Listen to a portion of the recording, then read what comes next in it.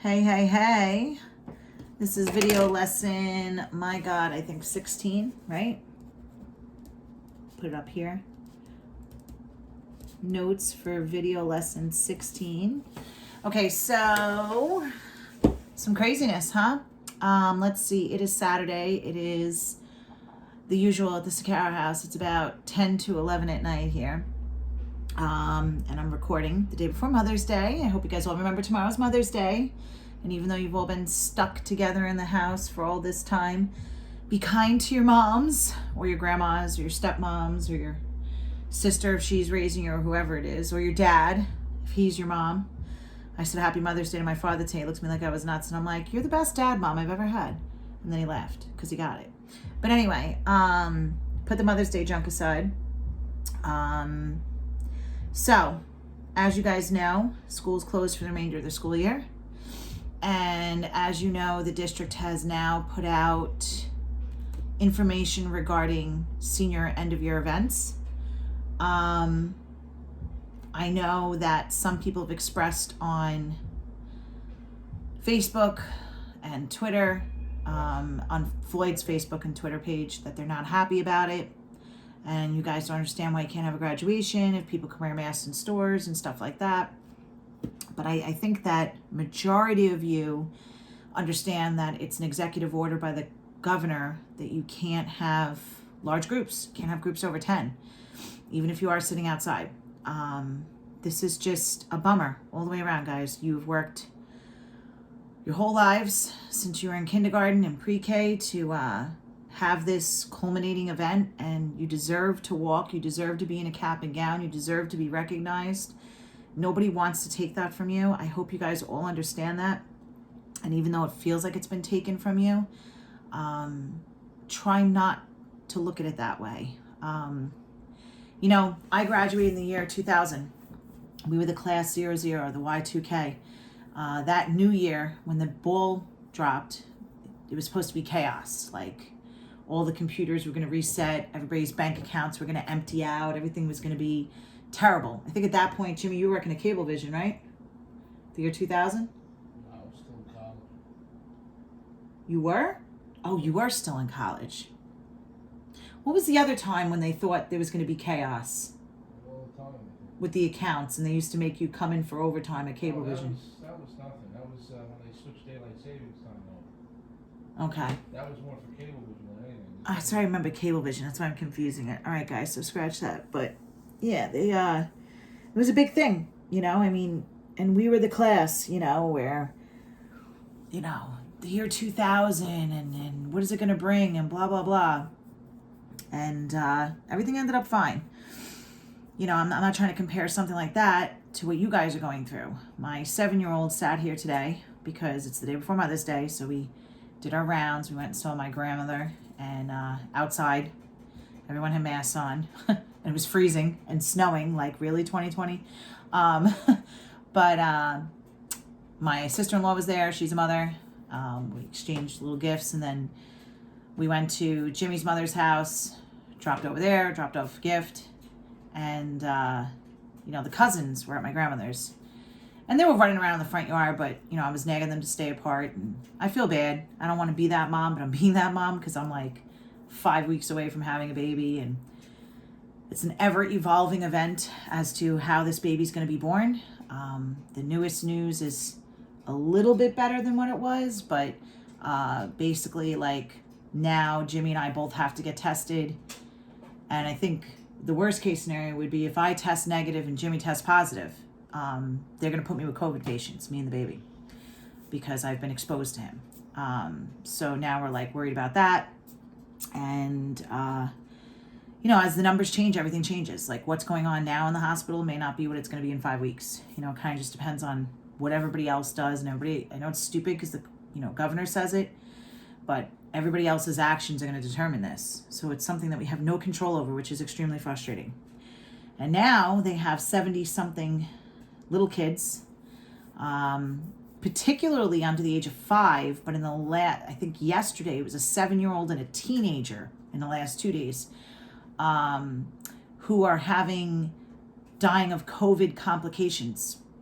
It seems that after they've had COVID, their body's responding in severe inflammatory responses with Kawasaki and, oh my God, what's the other one? I keep forgetting the other one. Oh, toxic shock syndrome, and they're dying. So now there's another whole new thing. I think this strain has mutated again, and it's something else. You know, it's mutated a couple of times because it went from an animal to a human and then human to human. So this thing's evolving. That's what viruses do. They change. So anyway, yeah, I've become that mom, you know, where I'm like, even around my family and around my brother's kids, and I'm like, nope, stand away, too close, don't touch, you know, and I feel bad, but then I don't feel bad because I'd feel worse if my kids got sick. So anyway, point is, as usual, I got off on a rant. You know, we got home and my daughter literally said to us at the dinner table, this is not fair. How come you guys got to grow up and have fun, like a fun childhood basically, and I have to grow up like this on quarantine? And I mean, what is it going to be like this for years? You know, and it broke my heart a little bit. And Jimmy and I, right away, we tried to jump in and we explained to her Jimmy's grandfather, Pop, who passed away 7 years ago. Today, right? Didn't you say May 9th is the date of his, when he passed away, Jim? Jimmy's not listening to me anymore. Jimmy. What? Pop's anniversary is today, right? May 9th? Father died on May 9th, yes. Yep, 7 years ago today. Actually 8 years ago today because Olivia wasn't born. So, you know, he was one of the greats, the greatest generation that's ever lived so far in American history. One of them. He had a tragic childhood, and, you know, I'll share with you. I don't think Jimmy will mind, but his father died when he was like really young, and he died in some explosion at work in a fire. I think Pop was like in kindergarten or something. And then they were poor. They didn't have anything because the father wasn't there to provide for the family anymore. And then he basically dropped out of school and started working at a very young age. And then I think his sister died pretty traumatically, some other freak accident, and then, or she got sick or something. And then he lived through the Great Depression. And then he got drafted out to World War II when he graduated high school. And I told Olivia, I said, you know, despite all of that, he was such a phenomenal human being. And he still had a great life with all that tragedy and all that misfortune and everything in his life. He built his house. He bought property in Lindenhurst and built his own house and raised a family. And he got to see his children grow up and their children grow up. And he was just an amazing, amazing person. I've told you so many stories about him already. Love the man, you know, and you wouldn't know it until I started talking to you about everything he's lived through and how tragic his childhood was. You know, and I want you guys to think about that, because I know you're feeling down and out. It's not fair, and you feel like you're being robbed. You know, generations before you have lived through these things and have come out the other end, and you will too. You know, you guys are upset about a high school graduation. There are people who are going to be the first to graduate college in their family and they can't walk. You know, I mean, you guys are going to see college compared to high school is such a far bigger achievement, I feel like. When you graduate college, it's such hard work and it's so much money and so much investment involved. And these people, they can't graduate either. They're right there with you. It's terrible. It's a terrible thing. All the way around, it's terrible. It's terrible for my 7-year-old. It's terrible that I'm having a baby in this. It's terrible that you guys can't have your senior events. It stinks. And but I think Floyd's trying to do a good thing. Hopefully you guys understood what they were saying. They're going to do a curbside graduation for 5 days. They're going to try to hope to have a graduation ceremony postponed in the summer. They said as far as prom goes, if they can't have it in the summer, they're going to hope to have a reunion for you guys in 2021. I think that's really, really nice and kind of cool. And it may even be cooler for you guys to do something like that as opposed to prom, because a year from now, after everybody goes away and goes to college and does, like, to get back together again, you know, and talk about, oh my God, this time last year we were like in quarantine, wasn't that crazy, you know? Hopefully we'll be able to have that conversation, right? Yeah, nothing's normal right now, guys, nothing. And I know it sucks. And I don't mean to harp on it, but I wouldn't be Sakaro if I didn't spend some time talking about it. So we all understand. And like I said, everybody's got their own little part of it that they're feeling. So try to just get through it and be strong. And when you're feeling sorry, feel sorry. Let yourself feel sorry. You're entitled to. I'm not saying you're not, you know. And we let Olivia feel sorry, and we hugged her, and, you know. But then you got to pick up your big girl pants and your big boy pants, and you got to move forward, all right? So, other big announcements. As of June 16th, there will be no more instruction or assessment on Canvas. Now, that doesn't mean June 16th school's over. It just means that would be when finals and Regents Week would have started. So Mr. Scotto has made the decision that those last 10 days from June 16th to June 26th are just for grades. Excuse me. Now, I'm going to be upfront with you guys. I'm having my C-section the day before that, June 15th.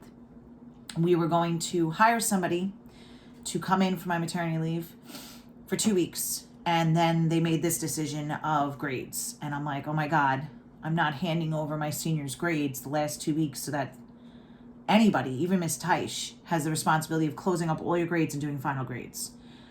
She's never done iCampus, not even when she was my student teacher. She wasn't allowed to.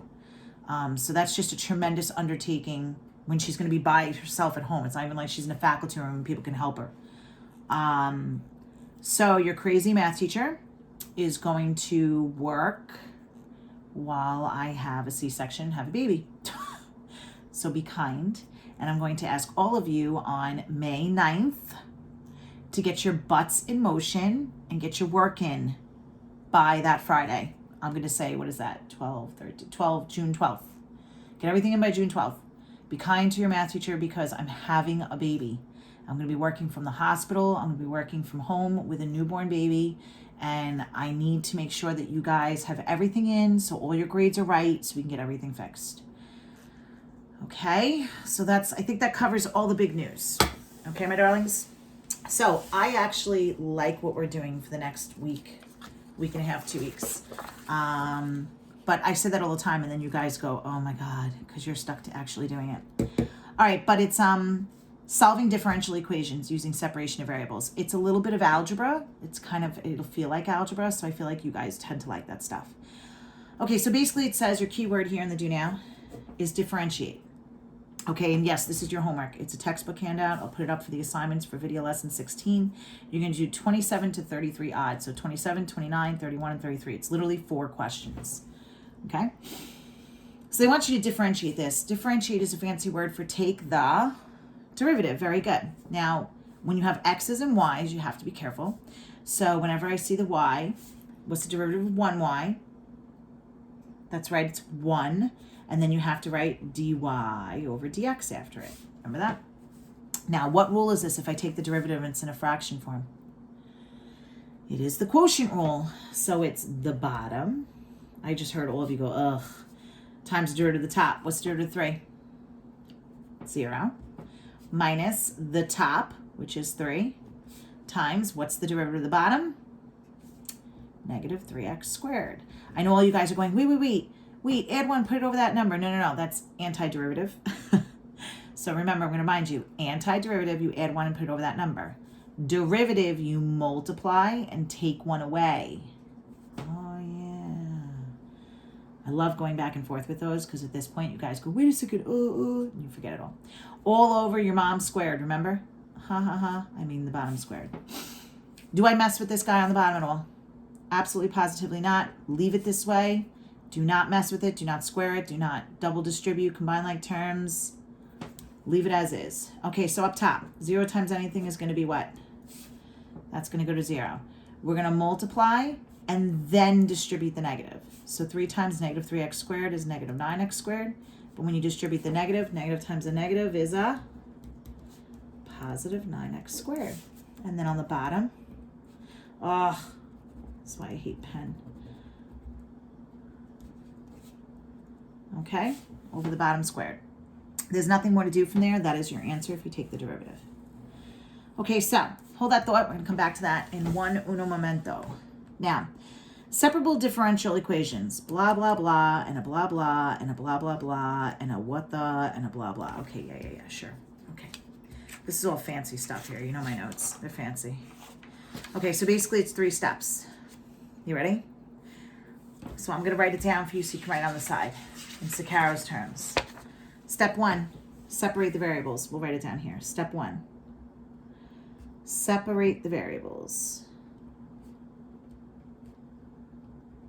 Usually that involves stick it over 1 and cross multiply. Usually, okay?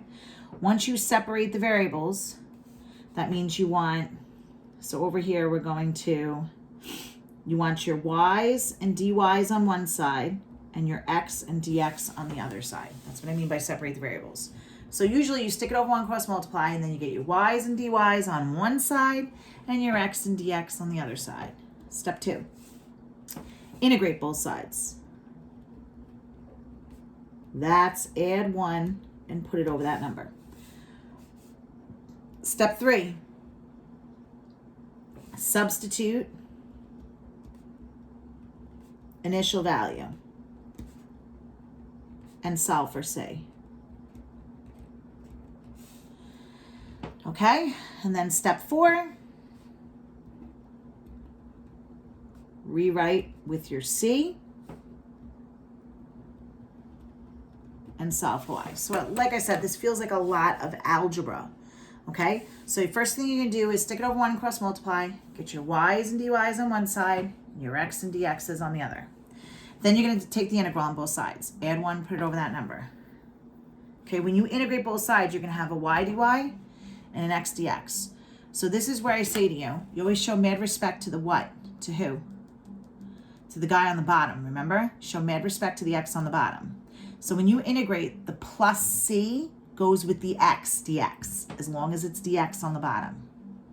So you show mad respect to the letter on the bottom. That's the one that gets the plus c when you integrate. Then you're going to plug in the numbers they give you. That's an xy point. An initial value is an xy, like 1, 0, 1, 1, negative 1, 0. You plug in negative 1 for x, 0 for y. If it's 1, 1, you plug in 1 for x, 1 for y. And you're going to solve for c. Once you get your c, you rewrite.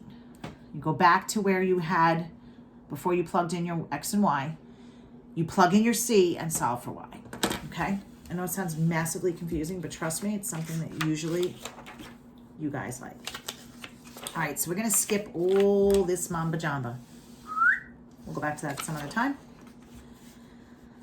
Okay, let's take a look at this. Solve for y. This should say if dy over dx equals xy squared. So the difference between example 1 and the do now is the do now gives us a y equals. It started out as an equation. Y equals 3 over 4 minus x cubed, or I should say a function, okay? This is not a function. This is, what kind of notation is this? That's right, it's derivative notation. So they're starting out giving us a derivative, and they're telling us to work backwards. They're saying, hey, solve for y if that's the derivative. So they're saying, there's the derivative, tell me what the original function is. And then they're giving you a point. They're saying if y equals 1 and x equals 1. So the initial value is 1, 1. That's your initial value. All right, darlings? All right, so step 1, separate the variables. You ready? So I'm going to take this. It's xy squared. And the first thing I'm going to do is I'm going to distribute this xy squared. X squared, y squared. And then I'm going to go like this. Stick it over 1. And everybody go kung fu fighting. What's 1 times dy? 1 dy. And then I have x squared, y squared dx. But I have to separate the variables. Separating the variables means I need all my x dx's on one side of the equal sign and all my y dy's over here on the other. So the problem is I got to move this guy. I'm going to separate him. So what's the opposite of multiplying by y squared? That's right, you're going to divide by it. So over here now, I'm going to make this look a little more pretty. I'm going to write it as 1 over y squared dy equals x squared dx. Okay? Step 2 is to integrate both sides. Whatever you do to one side of the equal sign, you have to do to the other. Very good. Now, in order to integrate this, I'm going to simplify it. I don't want this on the bottom, so I'm going to bring it up and make it negative. Is everybody okay with that? Because then I can easily add 1 and put it over that number. So you ready? Add 1, put it over that number. Add 1, put it over that number. So now the question is, because it says integrate both sides, who gets the plus c? Now this is what I was saying before. Who's in the bottom, dy or dx? Dx is in the bottom, so we show mad respect to the letter in the bottom. So that means if x is on the bottom, when you write your derivative notation, the x gets the plus c. Is everybody okay so far? All right, so step 3. We're going to substitute our initial value in to this. So everywhere I see x, I'm going to put a 1. And everywhere I see y, I'm going to put a 1. Now, by the way, this y to the negative 1 over negative 1 is just going to be this. Negative y to the negative 1,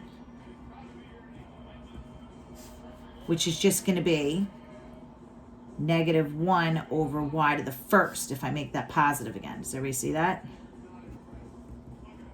Is everybody okay with that? I made it a positive exponent. Okay, now, if I substitute in 1 for y,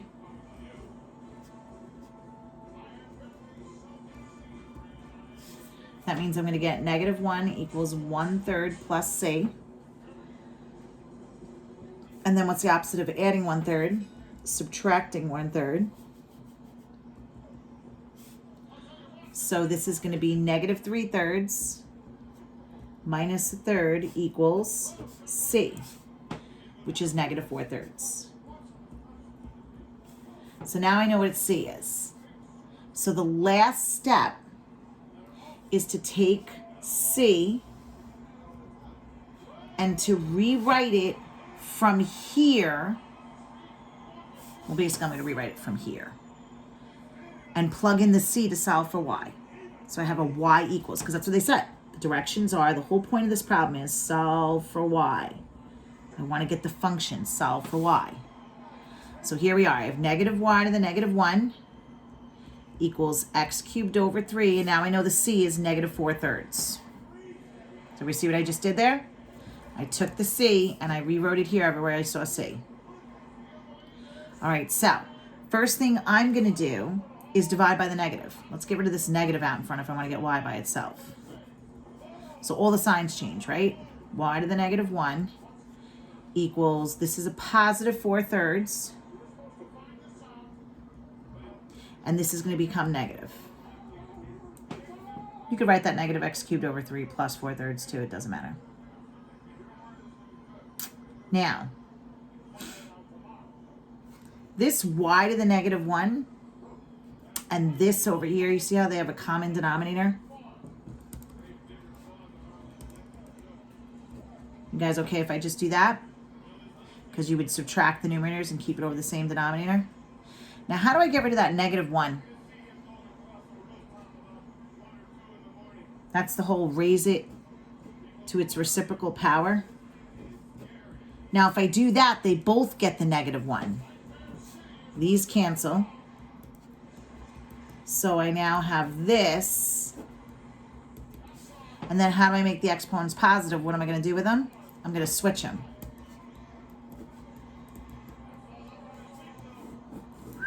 It's a whole lot of algebra. And you got to be careful. You got to go slow and you got to be careful. Okay, so what is the point of this? Well, that's the derivative. They said if that's the derivative, find what y equals when that's the initial value, 1, 1. Well, check it out. Here what you do now. See that? Y equals 3 over 4 minus x cubed. And what was the derivative? 9x squared over 4 minus x cubed squared. So how the hell is this the derivative when they told me the derivative is xy squared? Okay, well, let's go back to the do now for a second. Let's rewind for a second because I want to show you how it's connected. It has to do with that initial value, 1, 1. Okay, that's the game changer. So basically, if you go back to the do now, if y equals 3 over 4 minus x cubed, then y squared is going to be what? If I square one side, what do I have to do to the other side? You also have to square it, right? So 3 squared is 9, and this is 4 minus x cubed squared. Okay, what does that have to do with anything? Well, we know in example 1 that the derivative is xy squared. That's what they tell us in example 1, right? And that's the same thing as x squared y squared. Well, now I have an equation for y squared, right? So now I have this, x squared times, here's my y squared. Okay? And what is that? 9x squared over 4 minus x cubed squared. Well, la-di-da. There it is. Say it like magic. If I just blew your freaking minds and you're like, I don't know what the hell you just did. Well, basically what I did is I showed you how they're inverses of each other, how they undo each other, and how we just worked it forwards. And then in example 1, we worked it backwards. So we started with the function and we found its derivative in general, right? 9x squared over 4 minus x cubed squared. Then I said, hey, here's the derivative. Tell me what y is. And we ended up with this. Okay? So I just showed you how you can make sure, how you can prove that they're exactly the same going forwards and backwards. Okay? And if you don't follow that part, that's okay. You can follow that part. You don't have to follow that part. Okay? That part is not uber important. Okay, so let's try a couple more before we sign off here. Sound good? So 4 steps. Separate the variables. Then, once you separate the variables, you're going to integrate both sides. That's step 2. Step 3, substitute your initial value and solve for c. And step 4, rewrite it with your c and solve for y. So, take a look at example 2, read it to yourselves. I'm going to take a sip of my drink.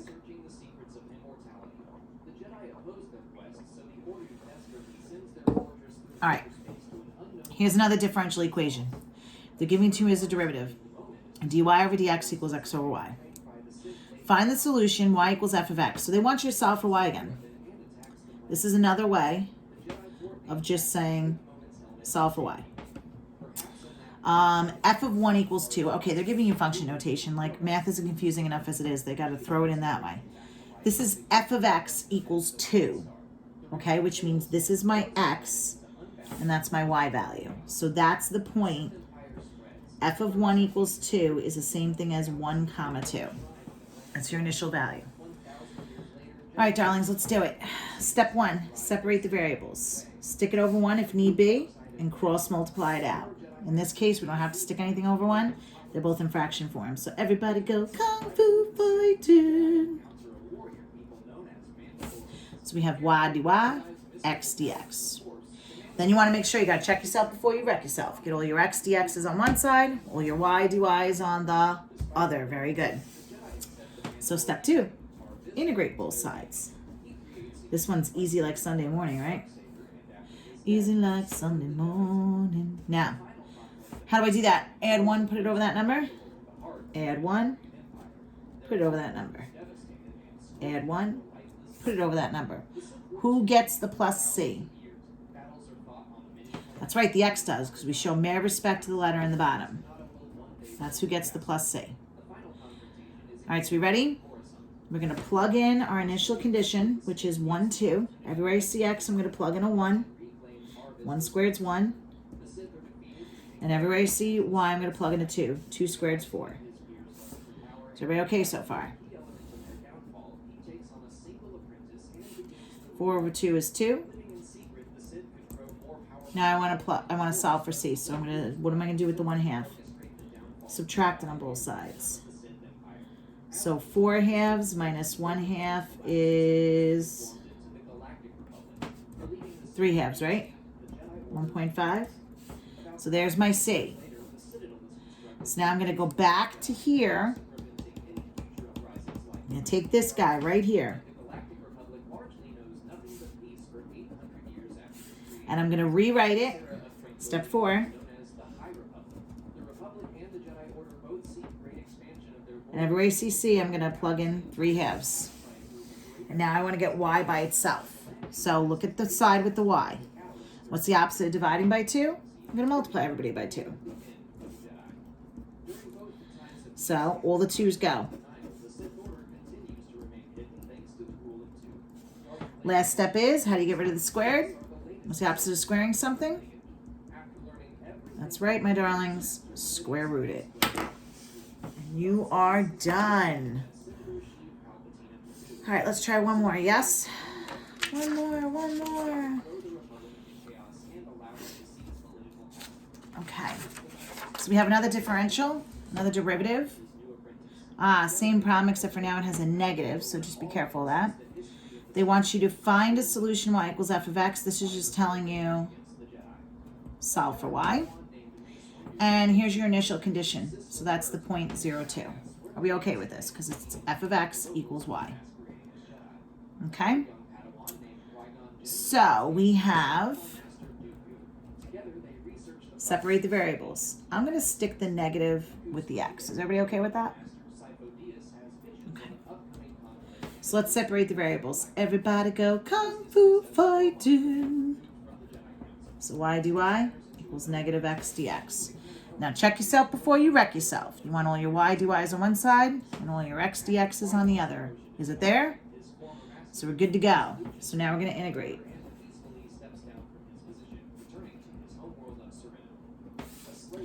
So add 1, put it over that number. Add 1, put it over that number. Who gets the plus c? The letter on the bottom. You show mad respect to the x on the bottom. That gets the plus c. Now I'm going to plug in our 0, 2. 0 squared, 0. 0 divided by anything, 0. So we have just a c, right? Because this goes to 0. And then 2 squared is 4. And 4 over 2 is just 2. So it looks like c is 2. I'm getting a negative 2. Why?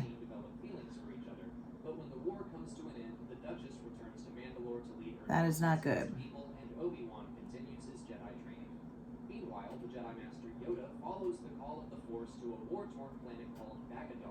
No, this should be right. I made a mistake in my answer key. We're okay. All right, now I'm going to take my c equals 2, and I'm going to rewrite it from here. Okay, from where you first put your plus c.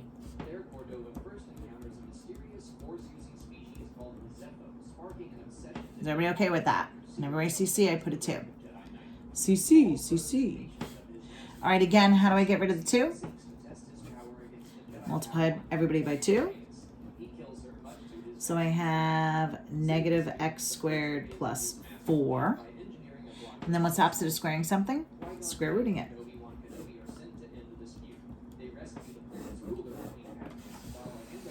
Okay, darlings. So I'm going to call that a wrap. That's a wrap. I want you to work on your homework. It'll be due Wednesday, which is May 13th, I think. Okay. It's going to be in the textbook handout. I'll attach it under these assignments like I have done every week. And it's only 4 problems, 27, 29, 31, and 33. All right, loves. Have a good one. Take care. Brush your goddamn hair.